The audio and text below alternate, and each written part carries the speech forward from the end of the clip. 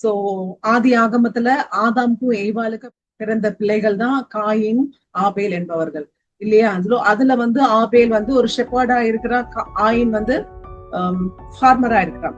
So ஆபேல் வந்து தன்னுடைய முதற் பலனான ஒரு ஆடு குட்டியை வந்து பலியாய் கொடுக்கிறான். ஆனா காயினுக்கு அப்படியாய் பலியெல்லாம் ஆண்டவருக்கு செலுத்த தெரியல. சோ ஆண்டவர் ஆபேல் மேல ரொம்ப அன்பா இருந்தார், அவனை அதிகமாய் ஆசீர்வதித்தார். ஆனா அந்த பையன் காயனுக்கு அதை பார்த்தோன்னே ரொம்ப பொறாமையா இருந்தது, ரொம்ப அவன் மேல வெறுப்பாயிட்டான். வெறுப்பானது நிமித்தம் அவனை கொன்று தீர்க்கணும் அப்படின்னு சொல்லி கொன்னும் போட்டுட்டான்.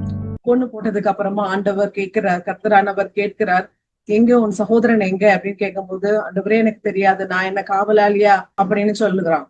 சோ ஆண்டவர் அதனால அவன் மேல கோபம் அடைந்து அந்த ஆபேலுடைய ரத்த பலிக்கு அவன் ஆளாய்விட்டான். ஏன்னா தன் சகோதரனையே கொன்னதுனால அவனுடைய ரத்த பலிக்கு ஆளாய்விட்டான்.